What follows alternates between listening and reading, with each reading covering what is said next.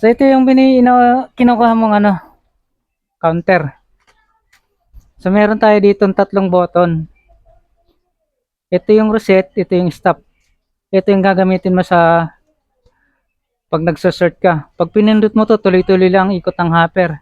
Ito, mababypass na to, hindi to gagana kapag naka-on ito. Kapag naka-on ng ganyan. Hindi mo mapipindot yan. Pindutin mo lang to, alisin mo muna yung andar nito. Tsaka mo magagamit itong dalawa. Pang stop, pang reset. Nakaprogram siya ngayon sa 100 mag-stop. Sampulan muna natin ng ikot. So pag pinindot mo to, automatic mag-iikot na to, tsaka babalik sa 0. Tapos magkakount pataas.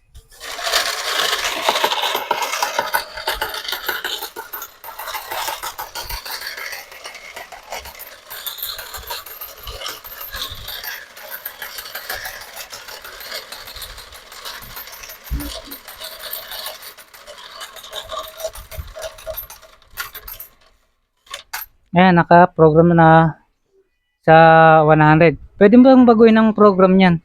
Gagawin mo lang, pindutin mo to. Yeah. Hanggang mag-blink to. Tapos, select mo yung digit na babaguhin mo. Yun. Pwede mo baguhin yan. 200 na mag-i-stop. 300. 5, 6, 7, 8, 9. Balik sa 0. Balik mo sa 1 ulit. Ito yung minus naman. Ayan, 100 Para mawala yan, pindutin mo ito. Okay, hanggang sa mawala yung blinking. Nakaprogram na siya sa 100 ulit. Auto-stop na. Ngayon kung gagamitin mong sort, ito ang gagamitin mo.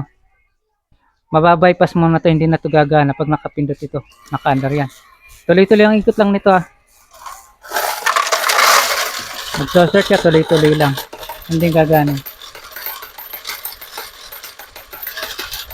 Magka-count yan habang naka-sort, pero maka-stop sa 100 lang. Stop mo muna to. Yan. Pag hindi humihinto, ibig sabihin naka-on ito. Pag sumobra sa 100 yung binibilang niya, tapos umikot pa ulit, ito, naka-on ang pang-sort niya. Wala itong gana. Ngayon, pagka in-stop mo yan, gagana na to. Stop, reset. Ayan.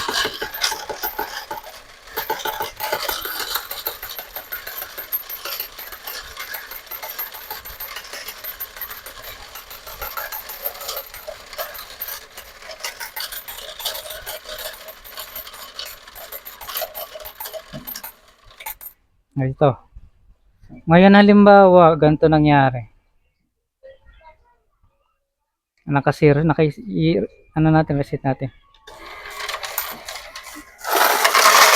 Pag nai-on mo to, naka-counter ka, hindi hihinto yan. Kahit umabot ka sa 100.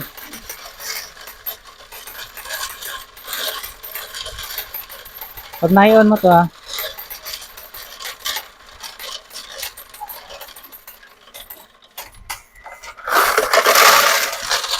ayan naka-start mode yan. I-stop mo rito. Naka siya. Ito counter na uli. Okay na. Pag tuloy-tuloy na umiikot, ito ang pindutin mo.